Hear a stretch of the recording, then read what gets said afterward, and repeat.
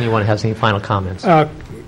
Couple of things. Member of the public and some council members have previously asked why staff had changed its recommendation from option A to a no recommendation. I'm heartened that people are taking such stock in staff's recommendations. Oftentimes you wonder if you're being heard. But when staff made its original recommendation, it did so without the benefit of all the input that you've since heard.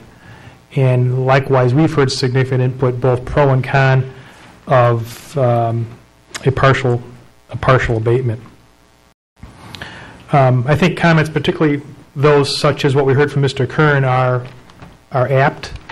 That is, in a business relationship, which is what we have with Target, I think there's room for some negotiation and some adjustment as to what the agreement back in 2004 said. Hence, the proposal for option B being presented in front of you for consideration.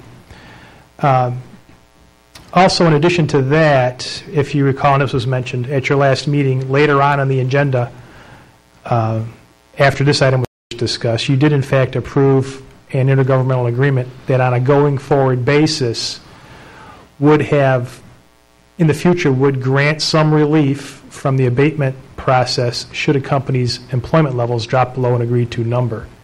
Now, while retroactive, it would seem fair that if in the future we're going to consider that our longstanding and very strong business relationship with Target should be the beneficiary of that in a retroactive fashion.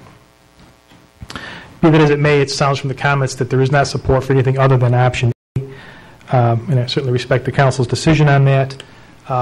If in addition to that vote, Mayor, could staff receive direction, because I've also heard comments that perhaps we do renegotiate this agreement so that we can provide some sort of a partial abatement schedule in years 4 and 5. I think I heard that comment as it relates to Target in the 2004 agreement.